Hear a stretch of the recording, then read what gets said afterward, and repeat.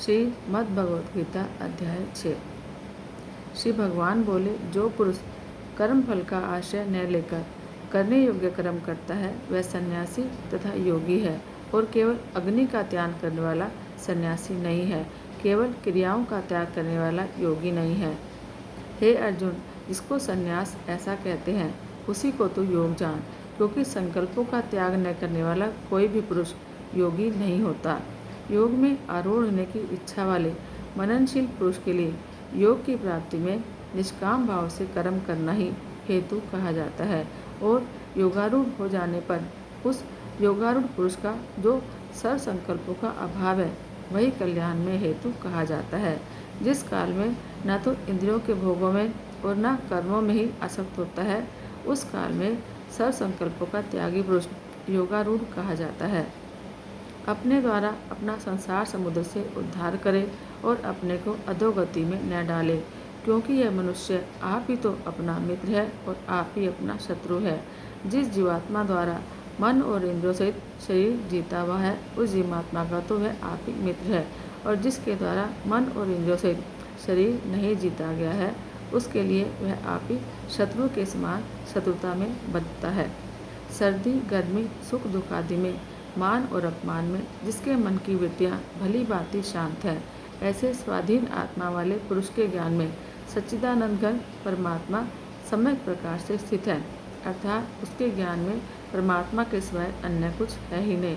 जिसका अंतःकरण ज्ञान विज्ञान से तृप्त है, जिसकी स्थिति विकार रहित है, जिसकी इंद्रियां भली भांति जीती हुई हैं, जिसके लिए मिट्टी पत्थर और स्वर्ण समान है, वह योगी युक्त अर्थात भगवत प्राप्त है, ऐसा कहा जाता है।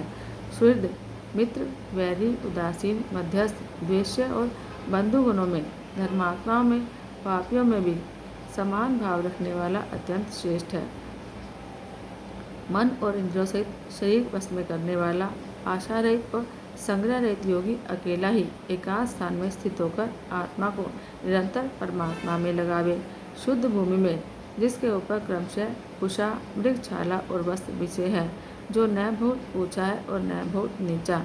ऐसे अपने आसन को स्थिर स्थापन करके उस आसन पर बैठकर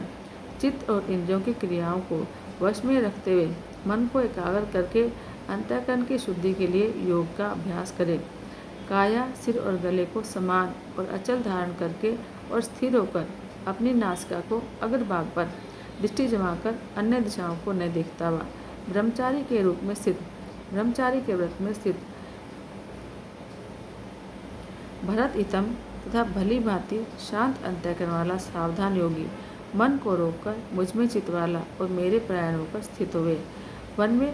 वश में किए हुए मन वाला योगी इस प्रकार आत्मा को निरंतर मुझ परमात्मा के स्वरूप में लगाता हुआ मुझ में रहने वाली परमानंद की पराकाष्ठा रूप शांति को प्राप्त होता है। हे अर्जुन, यह योग न तो बहुत खाने वाले का, न बिल्कुल न खाने वाले का, न बहुत सोने वाले के स्वभाव वाले का, और न सदा जागने वाले का सिद्ध होता है। दुखों का नाश करने वाला योग तो यथा योग्य आहार विहार करने वाले का, कर्मों में यथा योग्य चेष्टा करने वाले का और यथा योग्य सोने और जागने वाले का ही सिद्ध होता है। अत्यंत वश में किया हुआ चित्त जिस काल में परमात्मा में ही भली भांति स्थिर हो जाता है, उस काल में संपूर्ण भोगों से स्पृहा रहित पुरुष योग युक्त है, ऐसा कहा जाता है। जिस प्रकार वायु रहित स्थान में दीपक चलायमान नहीं होता, वैसे ही उपमा परमात्मा के ध्यान में लगे हुए योगी के जीते हुए चित्त की कही गई है। योग के अभ्यास से निरुद्ध चित्त जिस अवस्था में उपराम हो जाता है और जिस अवस्था में परमात्मा के ध्यान से शुद्ध हुई सूक्ष्म बुद्धि द्वारा परमात्मा को साक्षात करता हुआ सच्चिदानंदघन परमात्मा में ही संतुष्ट रहता है। इंद्रियों से अतीत केवल शुद्ध हुई सूक्ष्म बुद्धि द्वारा ग्रहण करने योग्य जो अनंत आनंद है, उसको जिस अवस्था में अनुभव करता है और जिस अवस्था में स्थित वह योगी परमात्मा के स्वरूप से विचलित होता ही नहीं। परमात्मा की प्राप्ति रूप जिस लाभ को प्राप्त होकर उससे अधिक दूसरा कुछ भी लाभ नहीं मानता, और परमात्मा प्राप्ति रूप जिस अवस्था में स्थित योगी बड़े भारी दुख से भी चलायमान नहीं होता, जो दुख रूप संसार के संयोग से रहित है और जिसका नाम योग है, उसको जानना चाहिए। वह योग न उकताए हुए अर्थात धैर्य और उत्साहयुक्त चित्त से निश्चयपूर्वक करता है, ऐसा कर्तव्य है। संकल्प से उत्पन्न होने वाली संपूर्ण कामनाओं को निशेष रूप से त्याग कर और मन के द्वारा इंद्रियों के समुदाय को सभी ओर से भली भांति रोककर क्रम क्रम से अभ्यास करता हुआ उपरति को प्राप्त हो और धैर्य युक्त बुद्धि के द्वारा मन को परमात्मा में स्थिर करके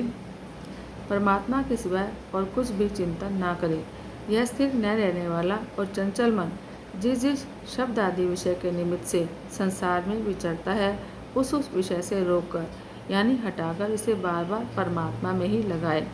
क्योंकि जिसका मन भली भांति शांत है, जो पाप से रहित है और जिसका रजोगुण शांत हो गया है, ऐसे इस सच्चिदानंदघन ब्रह्म के साथ एक ही भाव हुए योगी को उत्तम आनंद प्राप्त होता है। वह पाप रहित योगी इस प्रकार निरंतर आत्मा को परमात्मा में लगाता हुआ सुखपूर्वक परम परमात्मा की प्राप्ति रूप अनंत आनंद का अनुभव करता है। सर्वव्यापी अनंत चेतन में एक ही भाव से स्थिति रूप योग से युक्त आत्मा वाला और सब में समभाव से देखने वाला योगी आत्म को संपूर्ण भूतों में स्थित होकर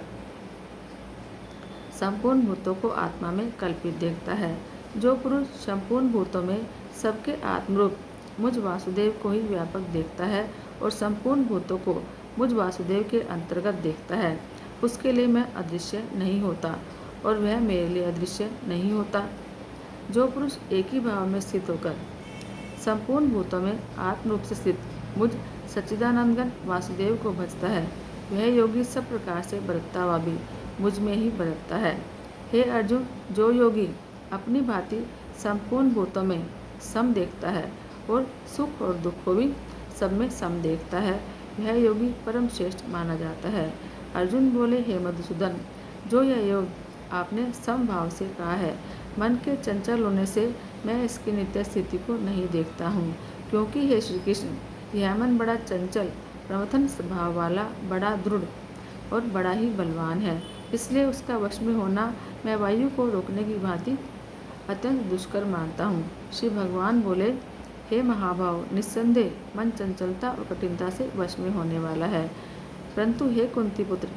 अर्जुन, यह अभ्यास और वैराग्य से वश में होता है। जिसका मन वश में किया हुआ नहीं है, ऐसे पुरुष द्वारा योग दुष्प्राप्य है और वश में किए मन वाले प्रयत्नशील पुरुष द्वारा साधन से उसका प्राप्त होना सहज है, यह मेरा मत है। अर्जुन बोले, हे श्री कृष्ण, जो योग में श्रद्धा रखने वाला है किंतु संयमी नहीं है, इस कारण जिसका मन अंतकाल में योग से विचलित हो गया है, ऐसा साधक योग की सिद्धि को अर्थात भगवत साक्षात्कार को न प्राप्त होकर किस गति को प्राप्त होता है। हे महाभाव, क्या यह भगवत प्राप्ति के मार्ग में मोहित और आशय रहित पुरुष छिन्न भिन्न बादल की भांति दोनों ओर से भ्रष्ट होकर नष्ट तो नहीं हो जाता? हे श्री कृष्ण, मेरे इस संशय को संपूर्ण रूप से छेदन करने के लिए आप ही योग्य हैं, क्योंकि आपके सिवाय दूसरा ही संसार का छेदन करने वाला मिलना संभव ही नहीं है। श्री भगवान बोले, हे पार्थ, उस पुरुष का न तो इस लोक में नाश होता है और न परलोक में, क्योंकि हे प्यारे, आत्मा का उद्धार करने के लिए और भगवत प्राप्ति के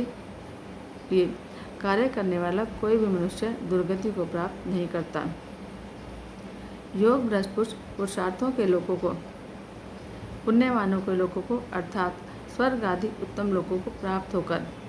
उसमें बहुत वर्षों तक निवास करके फिर शुद्ध आचरण वाले श्रीमान पुरुषों के घर में जन्म लेता है, अथवा वैराग्यवान पुरुष उन लोकों में न जाकर ज्ञानवान पापियों के ही कुल में जन्म लेता है। परंतु इस प्रकार का जो जन्म है सो संसार में निस्संदेह अत्यंत दुर्लभ है।